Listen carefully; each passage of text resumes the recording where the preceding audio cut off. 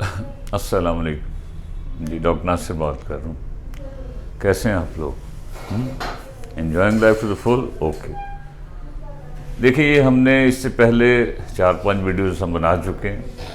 आज की इस वीडियो में हम ग्रामर और यूसेज को लेकर चल रहे हैं। और आप जानते हैं, अब किसी चीज़ में भी once you do delve into something, किसी चीज़ की गहराई में जाएं, तो फिर आपको अंदाज़ा होता है कि चीज़ें इतनी आसान नहीं होती जितनी हम समझते हैं।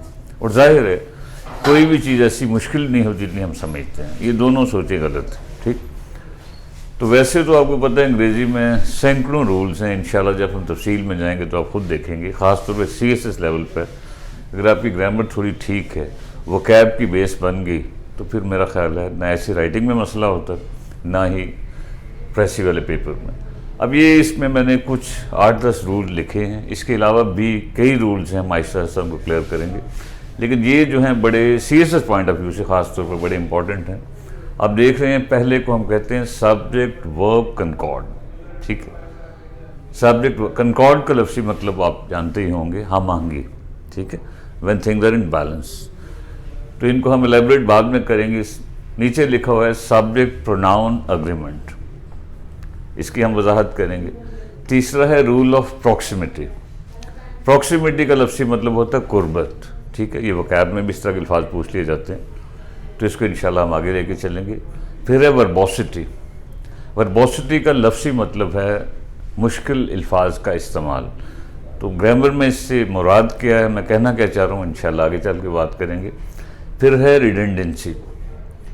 ये एक बहुत बड़ी कॉमन गलती है लिखने में। रिडंडेंसी का लफ्ज़ी मतलब है किसी बात को दोहराना, बार बार एक ही चीज़ कहना। इससे मुराद क्या है हम बाद में देखेंगे। फिर है मैग्नीलोक्वेंसी। मैग्नी का वैसे मतलब होता है बड़ा, लोक्वेंसी का मतलब होता है गुफ्तगू। तो इसका लफ्ज़ी मतलब हुआ कि बड़ी गुफ्तगू। तो अब इससे असल में हम क्या कहना चाह रहे हैं, इंशाल्लाह आगे देखेंगे। फिर पार्ट्स ऑफ स्पीच किसी न किसी शक्ल में, ठीक है? आप सब जानते हैं पार्ट्स ऑफ स्पीच में जो चीज़ शामिल हैं, नाउन्स हैं, प्रोनाउन्स हैं, वर्ब्स हैं, एडजेक्टिव्स हैं, एडवर्ब्स हैं, कंजंक्शंस हैं। बाज़ लोग आर्टिकल्स को भी उसमें शामिल करते हैं। इसको हम इंशाल्लाह किस करेंगे सारे को। फिर कंजंक्शंस का जो इस्तेमाल है, कंजंक्शन का लफ्ज़ी मतलब आप सब जानते ही हैं। कंजंक्ट कहते हैं किसी चीज़ को कंबाइन करना। तो कंजंक्शन का लफ्ज़ी मतलब है वो अल्फाज जो हम चीज़ों को मिलाने के लिए इस्तेमाल करते हैं। तो इसमें से इम्तिहान में आमतौर पे आपसे ये नहीं पूछते कि कंजंक्शन क्या होती है, बल्कि उसका प्रैक्टिकल यूज़ पूछते हैं। तो इंशाल्लाह वो देखेंगे। फिर ये आगे यूज़ ऑफ एडवर्ब्स। तो एडवर्ब हालांकि एक पार्ट्स ऑफ स्पीच में एक सिंपल सी चीज़ है, लेकिन जो मैंने देखा है कि मतलब 20-20 साल से हम लोग पढ़ा रहे हैं और एक एडवर्ब की बुनियादी डेफिनेशन तक हमें क्लियर नहीं होती। I have heard most of the teachers saying, वो कहते हैं कि adverb is the word that modifies a verb. Adverb ऐसा लफ्ज़ है जो किसी वर्ब के मीनिंग में चेंज लाता है। हालांकि ये तो बिल्कुल ही गलत डेफिनेशन है। ये तो डेफिनेशन का सिर्फ एक हिस्सा है, इसमें कई चीज़ें शामिल हैं। एडवर्ब बाज़ औक़ात वर्ब को चेंज करता है, बाज़ औक़ात किसी एडजेक्टिव को चेंज करता है, बाज़ औक़ात किसी दूसरे एडवर्ब को करता है। और ये डेफिनेशन भी इतनी कॉम्प्रिहेंसिव अब भी नहीं, लेकिन एक just for the sake of understanding हम कहते हैं कम अज़ कम ये तो है। तो इंशाल्लाह इसको हम तफसील में लेंगे। फिर आगे है रूल ऑफ इन्वर्जन। ये इस तरह के आम तौर पे 2-3 जुमले तो हर पेपर में वो डाल देते हैं। तो inversion is from invert. Invert का मतलब है उल्टाना। तो inversion the process of inverting, उल्टाने का अमल। अब मैं कहना क्या चाह रहा हूँ, ये बात थोड़ी सी थ्रू एग्जाम्पल से आपको समझ आएगी, इस तरह थोड़ा मुश्किल। आगे है प्रेपोजिशन फ्रेजेस वगैरह। प्रेपोजिशन जो है हर पेपर में 5-6 नंबर की तो आ ही जाती है, बाज़ औक़ात तो 10 नंबर तक का सवाल आता है इसमें। तो प्रेपोजिशन के हवाले से कोई ऐसा एब्सोल्यूट रूल अगरचे नहीं होता, लेकिन फिर भी उसकी एक बेसिक सेंस अगर डेवलप हुई हो तो हम उसको समझ सकते हैं। तो इस तरह के ये रूल या इस टाइप के कई और चीज़ें हैं जो कि हमने एक एक करके करनी है। तो let's start with the first one. आज हम जो है पहले रूल का हल्का सा एक खाका बना लेते हैं ताकि आपको अंदाज़ा हो जाए कि ये क्या है, ठीक? अब देखिए, सब्जेक्ट वर्ब कंकॉर्ड, ये कोई नई बात नहीं है। FA BA की बुक्स में भी ये चीज़ लिखी हुई है उन्होंने। लेकिन बात ये होती है एक चीज़ को सही मानों में समझना। तो समझने की हद तक इससे मुराद क्या है, इस रूल को हम देखते हैं। इसका मतलब है सब्जेक्ट और वर्ब में हम आहंगी होनी चाहिए। मतलब क्या हुआ कि जो भी आप किसी जुमले में वर्ब इस्तेमाल करें वो सब्जेक्ट के मुताबिक होना चाहिए। फर्ज क्या मैं कहता हूँ the students right are is willing. फर्ज के मैं आपसे कहता हूँ ये सिंपल सा सेंटेंस है। अगर सेंटेंस बड़ा भी हो, बात का सब्जेक्ट बड़ा पेचीदा सा होता है, लेकिन रूल उसमें भी ही अप्लाई हो रहा हो।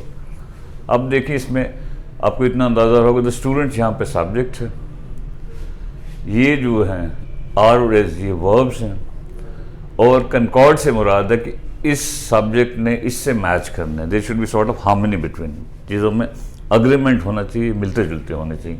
अब फर्ज क्यों कहते हैं ये इसमें ज़ाहिर है ठीक क्या है, तो हम कहते हैं ज़ाहिर है जी अग्रीमेंट से मुराद है कि अगर ये चीज़ प्लूरल है, जमा है, तो फिर क्या है, फिर इसमें ज़ाहिर है इसमें आर ही हो गए, तो आप बच्चों को भी पता है, तो हम कहते हैं नहीं इस यहाँ नहीं लग सकता, आर लगेगा। ठीक, फ़र्ज क्या मतलब ये मैं कहता हूँ कि she is are very competent, वो बड़ी कॉम्पिटेंट। ये मैं सिंपल सी मिसालें दे रहा हूँ, इन मिसालों को थोड़ा सा हम पेचीदा करेंगे आगे जाके। हम कहते हैं सब्जेक्ट वर्ब कनकॉर्ड हमने देखना है। सब्जेक्ट यहाँ सिंगुलर है, जाहिर है एक लड़की की बात हो रही, वाहिद है, तो फिर हम मांगी कैसे होगी, हम कहते हैं जाहिर है जी अगर एक है तो उसके साथ तो फिर इज़ ही हो सकता, आर तो नहीं हो सकता। ठीक, रूटीन में तो जब इस तरह की सिचुएशन होती है थिंग्स आर से हम कहते हैं स्टेयर इन द फेस, चीज़ दूर से नज़र आ रही है, इसमें कन्फ्यूजन नहीं होता। थोड़ा सा मसला उस वक्त होता है कि जब एक चीज़ थोड़ी सी इस तरह की हो कि जैसे बज़ाहिर कुछ लगे और हो उसका मीनिंग कुछ। इस तरह के जुमले अक्सर पेपर में आ जाते हैं और उसमें स्टूडेंट थोड़ा सा कन्फ्यूज हो जाता है। फ़र्ज़ क्या मैं कहता हूँ the new group of students right has have, लड़कों का नया ग्रुप आ गया है। अब आप इसमें थोड़ा सा अगर आप गौर करें, ये the new group of students ये आपका है सब्जेक्ट, ये क्या है, सारे का सारा आपका सब्जेक्ट है। ठीक, और हमने इस वर्ब को सब्जेक्ट से मैच करना है। तो आप थोड़ा गौर करें, मतलब अगर आप इसको वैसे देखें, स्टूडेंट कहते हैं ज़रा स्टूडेंट जमा है इसलिए यहाँ पे हैव लगेगा, लेकिन अगर आप थोड़ा सा गौर करें, ठीक है, गौर करने को हम कहते हैं थोड़ा सा पेरूज। पेरूज का मतलब होता है किसी को थोड़ा सा गहराई में लेके जाना। ठीक है, या कई दफ़ा हम कहते हैं कि इस चीज़ को म्यूज़ का मतलब होता है किसी पे थोड़ा सा गौर करना। वकैब भी बहुत इंपॉर्टेंट चीज़ है आपके लिए। कट का मतलब किसी पे थोड़ा सा गौर करना। रोमिनेट का मतलब होता है किसी पे थोड़ा सोचना। ठीक, और वकैब को भी रटने की ज़रूरत नहीं होती, इनके आगे ओवर की साथ लगाते हैं, ओवर इस तरह बीच में अल्फाज हैं। तो आपने थोड़ा सा इस पर गौर करने के यार जुमले की सेंस क्या है। तो अगर आप गौर करें, इसका मतलब है लड़कों का नया ग्रुप। तो we are focusing on what, हम किस चीज़ पे जोर, किस पे जोर, नए ग्रुप पे है, लड़कों पे नहीं। तो इसलिए ये सारा एक्सप्रेशन एक यूनिट बन रहा है। बात समझ आ रही है आपको, ये एक यूनिट बन रहा है। ये बज़ाहिर जमा है, असल में ये वाहिद है, क्योंकि हम कहते हैं लड़कों का नया ग्रुप आ गया है या आ गए हैं। तो जाहिर है एक ले फोक भी बता सकते हैं जाहिर आ गया है, तो इसलिए इसमें the new group of students में आगे हैज़ लगेगा, हैव नहीं लगेगा। ठीक हो गया। यह बात कुछ इस तरह होता है, फ़र्ज किया मैं कहता हूँ ही अलॉन्ग विद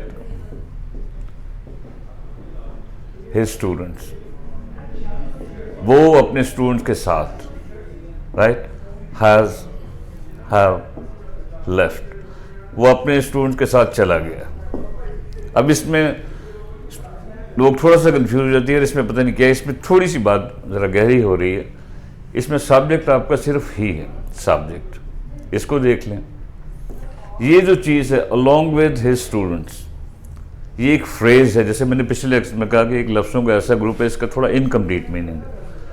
तो इस चीज़ को हम टेक्निकली कहते हैं फ्रेज ऑफ एकॉम्प्लीमेंट। क्या है? फ्रेज ऑफ एकॉम्प्लीमेंट, यानी कि सब्जेक्ट के साथ चलने वाला फ्रेज, एकॉम्प्लीमेंट एकॉम्पनी से। ठीक, तो अब देखिए ये बड़ी कॉमन मिस्टेक आपने बचपन से सुना होगा जी, सब्जेक्ट के आगे एज वेल एज लगा हो तो फलां होता है, टुगेदर विद लगा हो तो फलां होता है। हालांकि कहानी कुछ भी नहीं है, ये सब्जेक्ट है, आगे अलॉन्ग विद हिज स्टूडेंट्स हो, या फर्ज के हो as well as his students, या हो इन द कंपनी